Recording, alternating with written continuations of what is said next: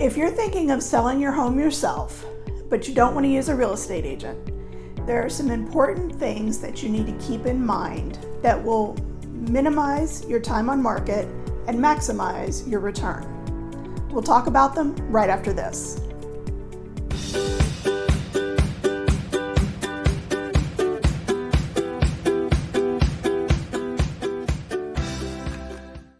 Welcome back. I'm Kelly Vaughan. I'm a realtor with the Vaughan team in Keller Williams, and thank you so much for joining us. Today we're going to talk about how you sell your home yourself without using a real estate agent. I know this seems counterintuitive for me being the one to present this information, but my goal here is to empower people to make an educated decision. If you choose to sell your home yourself, fantastic. I wish you absolutely all the best, and I'm going to tell you how you can do that and minimize your time on market and maximize your return. If you decide at some point to use a real estate agent, I would love the opportunity to earn your business. So let's talk about how you can sell your home yourself and not be bothered with someone like me. Step number 1, pricing. Pricing is going to be key in terms of getting your home sold and sold quickly. Pricing is as much art as it is a science. When you are looking for homes to compare yourself to in terms of finding a price appropriate for your home, you want to keep in mind that you want to look at homes that are within 1 mile radius of yours and that are as similar to yours as possible. Generally, you want homes that are within 15% of the square footage of yours, that have the same number of bathrooms. Bedrooms are generally accounted for in the square footage. You also want to look for homes that are the same age as yours, and also ones that have similar amenities, such as the same number of car spaces in the garage, a pool, no pool, updates, no updates, things like that. Generally, in Texas, sales data in terms of pricing is not something that is available to the public. Texas is what is called a non-disclosure state, which means that real estate transaction data is available only to members of the National Association of Realtors. The best way for you as a member of the general public to get your hands on that information is to have a friend who's a real estate agent who's willing to run a comparative market analysis for you, maybe in exchange for a referral. Needs to be worth their time for you to get the information that you need. You can consider looking at sites like Zillow or other what is my home worth algorithms. Keep in mind that that information is only as good as the data available to the algorithm. And again, in Texas, that data is hard to come by in terms of access to the public records. It's not something that you're going to see in the public records. So just sort of take that information with a grain of salt. You want to price your house appropriately for the market. Don't overprice your house. Don't worry about leaving money on the table. If you price your home appropriately, especially in a market like this one right now, you generally will get full price offers or offers over asking if your house is priced appropriately. Tip number 2, qualifying potential buyers. Doing this is going to save you a lot of time and aggravation. You want to make sure that you are showing your home to people who are ready, willing, and able to buy your home. So when somebody approaches you about wanting to schedule a showing for your house, ask to get either proof of funds, if they're a cash buyer, or ask them for a pre-qualification or a pre-approval letter from a local lender. Pre-approval is better than pre-qualified because that means that the lender has actually seen their tax returns, their employment history, and verified their credit. and told them you can buy between, you can buy up to $300,000. That is going to be key for you to make sure that the people who are coming into your home are qualified and able to buy your home. Tip number 3, getting your house ready for market. This is probably going to take you the longest in terms of the entire process of selling your home, but it is absolutely worth your time and energy. When you're getting your home ready to sell, keep in mind that a lot of the biggest return on your time and money is going to be in the little things. You don't necessarily need to go and renovate your entire kitchen or redo your master bathroom. Sometimes all you need to do is update the cabinet handles, or maybe a fresh coat of paint. Make sure your carpets and floors are immaculately cleaned. The little things are going to give you the biggest payoff. If you want a little bit more information on the 4 easy steps to get your house ready for market, take a look at this video right up here. It's definitely worth your time. Next comes your house is ready for the market. You're getting ready to put it on the market. You're getting ready to market your home. The absolute most important thing, hands down, in terms of marketing your home is going to be high quality, pristine photography.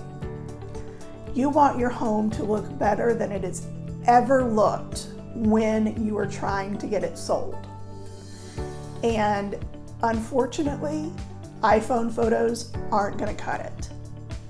You're absolutely going to want to invest $150, $200 in a professional real estate photographer to come through, take pictures of your home that will maximize your home's assets, minimize their defects, and get your home presented as professionally as possible.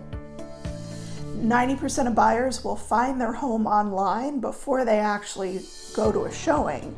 So you want to win that beauty contest.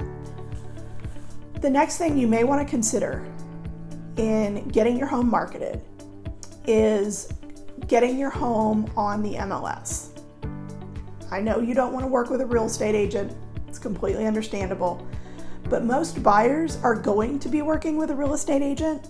And the only way a real estate agent is going to find your property is if it's on the MLS. There are flat fee brokerages out there who will list your home on the MLS for, $500, $600.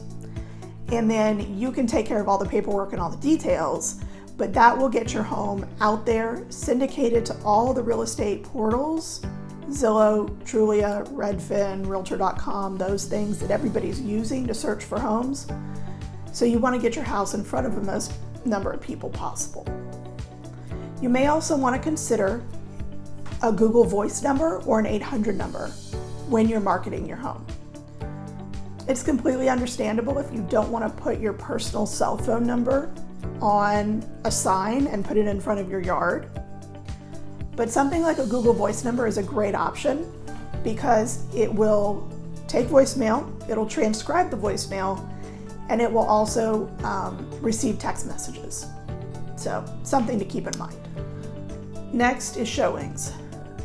You're going to want to be available to show people through your house. This could mean taking time off of work or monopolizing your weekends. Just keep it in mind. Your time is valuable. Selling your house is an important decision. You're going to want to make sure that you accompany people through your home. That way you won't come home and everything that you love and value is missing because you put a lockbox on your house and gave somebody the combo and they walked in and walked out with everything you own. Another tip, real quick, where showings are concerned, go ahead and put away securely any valuables and any medication. Those are the fastest, easiest things that grow legs and walk away during a showing. So you've shown your house, you've got it marketed, you get an offer. Wonderful. The first thing that you're going to need to do is supply the buyer with your seller's disclosure. You can probably find this form online, but it is absolutely critical that you fill it out. You fill it out completely, and you are as honest and upfront as you possibly can be.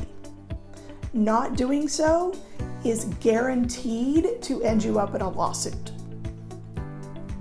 Now, in Texas, the rule is over-disclose. For example, if you know that every time it rains, that one of your windows leaks, you're going to want to go ahead and just disclose that. Just let people know that.